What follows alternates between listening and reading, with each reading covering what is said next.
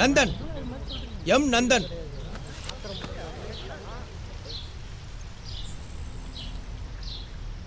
ஏன் என் பேர்லாம் எழுத மாட்டியலா?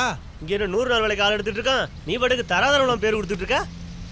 யோ கிளர்க்கு, இத்தனை வருஷத்துல எங்க ஆளுங்க ஒரு வாட்டி கூட பதவிக்கு வந்ததில்ல. இந்த மாதிரி பேசி முடிவெடுக்கிறது, சீட் எழுதி போட்டு பார்க்கறது பண்றதுலாம் தப்பு. நியாயமா எலெக்ஷன் நடத்துங்க, விரும்புறவங்க நின்று ஜெயிக்கட்டும்.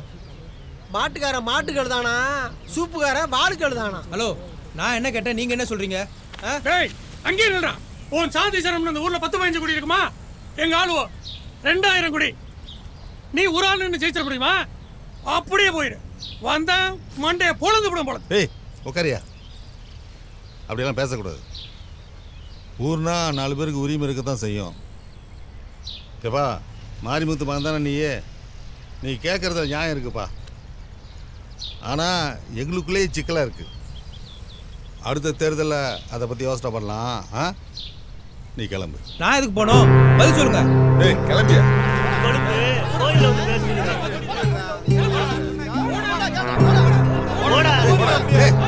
இல்லையா, நான் தான் பேசிட்டு இருக்கேன்ல, நீ கிளம்பா.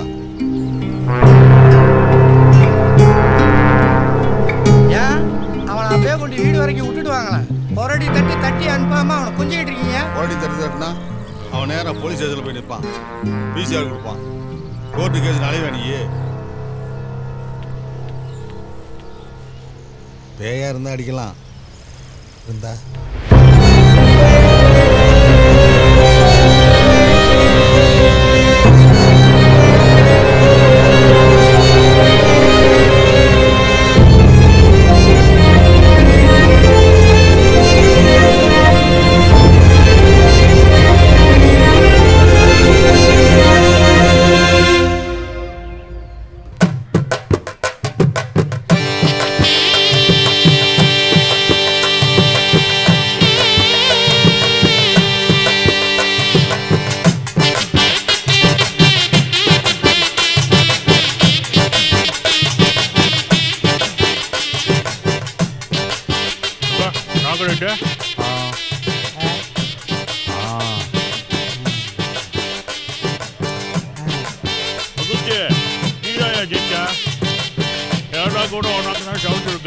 நான் தான் ஜெயிப்பேன். நாளைக்கு பாப்பா யார் ஜெயிப்பான்னு பாப்பேன்.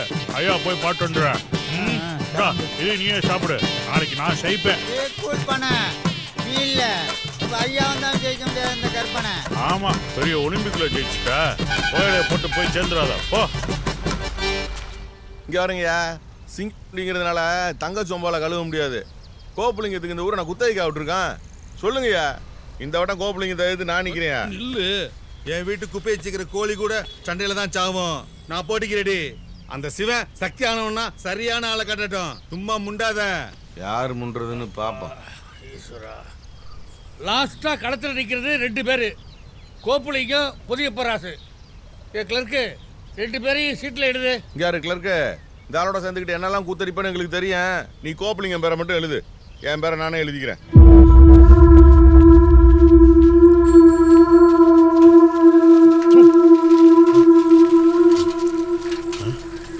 நந்தா, ஐயா கோயிலா இருக்காரு.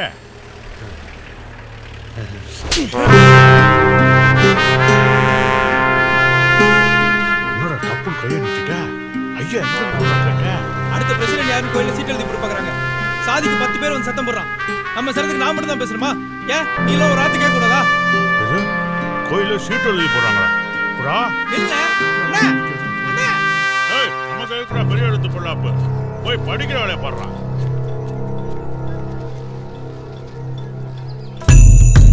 ஐயா நொண்டிசாமி, நான் எதுக்காகவும் உங்ககிட்ட வேணுது எதையும் கேட்காமலே கொடுக்குறவன். இப்போ சொல்லு, உனக்கு நான் என்ன பண்ணணும்? கோழி எடுக்கணுமா, கெடா வெட்டணுமா, அதையும் தாண்டி வேறு ஏதாவது வேணும்னா என் சொப்படத்தில் வந்து சொல்லு, செய்கிறேன். ஆனால் நீங்கள் என்ன பண்ணுவீங்க ஏது பண்ணுவீங்க எனக்கு தெரியாது. சீட்டு எங்கள் ஐயா பேருக்கு தான் விழணும். இந்த தடவையும் எங்கள் ஐயா தான் தலைவர் ஆகணும். அப்படித்தான். நான் கூட ஏதோ குடும்பத்துக்காண்டி கும்புறேன்னு நினைச்சிட்டேன். உங்க ஒய்யாக்காக வேணது போதும், முதல்ல பிள்ளைய கொண்டு போய் பள்ளிக்கூடத்துல விடு. நான் கந்தர்வ கோட்டை போனியா, முந்திரி வாங்க. எனக்கு வேலை இருக்கு. வேலை பாக்குற வேலையா இருக்கு. இந்த புடி எப்ப பாரு ஐயா ஐயான்னு என்னதான் பொழப்போ இதெல்லாம். முனிசாமி உங்களை மன்னிச்சு விட்டு ஒரு கட்டம் தெரியாம பேசிவிட்டேன். கட்டிக்கிட்டு அழ வேண்டியதானே. முனிசாமி எப்படியாவது எங்க ஐயாவை ஜெயிக்க வச்சிரு. நான் என் பையனுக்கு மொட்டை எடுத்துக்கிறேன். சாமி எனக்கும் இதுக்கும் சம்மந்தம் இல்லை. எங்க அப்பா வேணா மொட்டை அடிப்பாரு. நான் இன்னும் முதல் சொல்லக்கூடாது. முடியே எடுக்க சாமி மட்டும் இல்ல, நம்ம முப்பாட்டேன். முப்பாட்டனா நீயும் என்ன சீமான் மாதிரி பேச ஆரம்பிச்சிட்ட.